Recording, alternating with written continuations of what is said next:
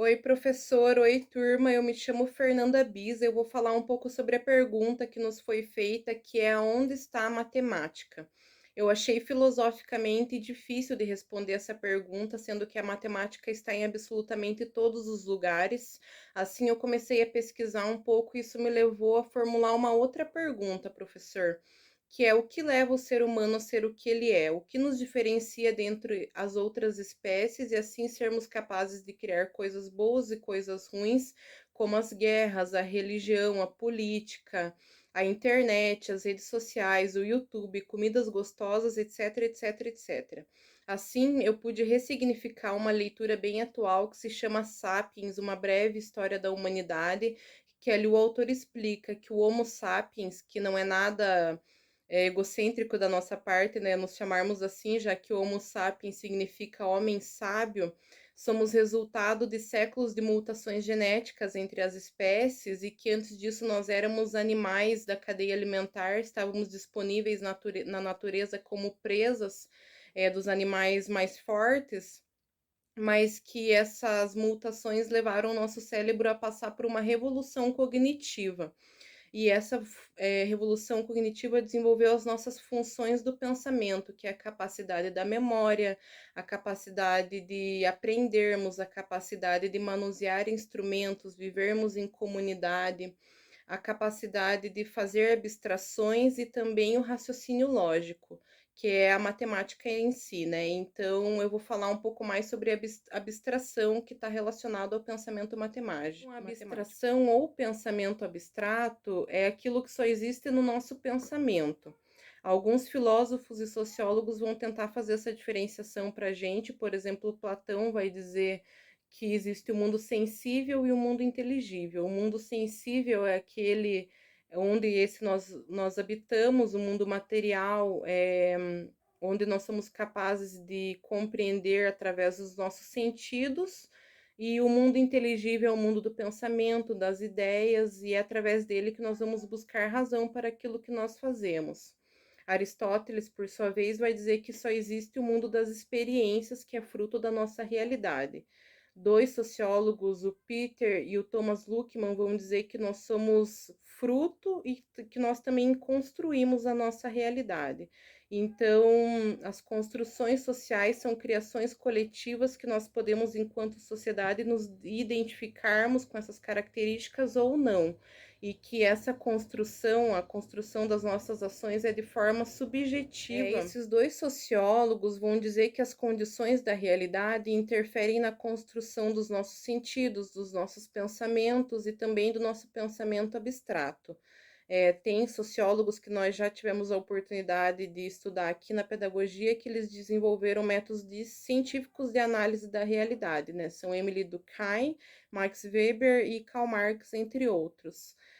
Isso tudo, o pensamento abstrato, é para eu chegar no conceito matemático. É por isso que na aula de matemática é importante nós não somente passarmos fórmulas, símbolos sem sentido para os alunos, mas sim partir da análise da realidade, daquilo que o aluno já conhece de concreto, para daí passar para o pensamento mais abstrato e a partir daí desenvolvendo as suas potencialidades.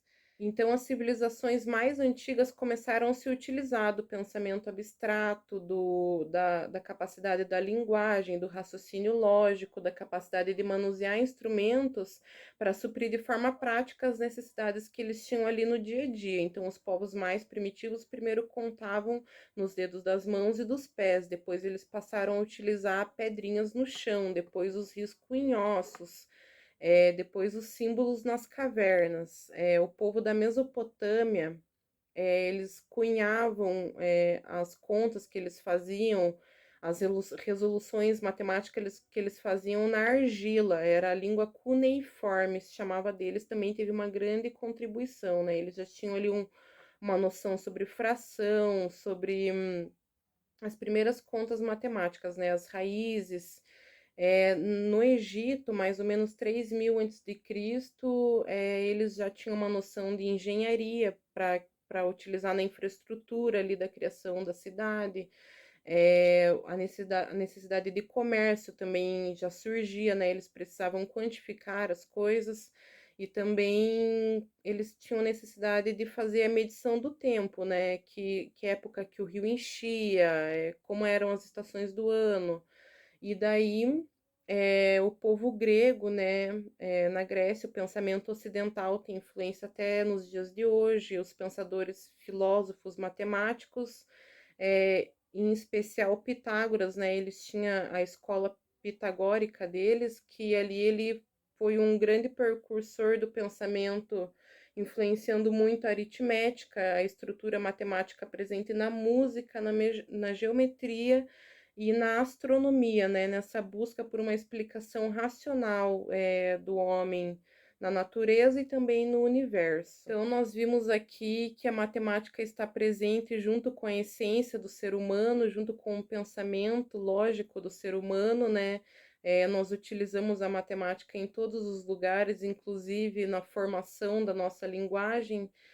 Nós podemos pensar que P mais A faz Pá e T com O faz Tô. Nós podemos pensar logicamente a formação das palavras, de forma que hoje em dia ela está presente em todos os lugares, desde a nossa barriga da mãe, por exemplo, o médico mede a circunferência da barriga da mãe, também está presente nos veículos, na casa, na quantidade de alimento que nós consumimos, nas receitas que nós fazemos, está presente na tela de celular, nas imagens, na tecnologia, enfim, nós vamos incorporando esse pensamento lógico conforme a nossa necessidade.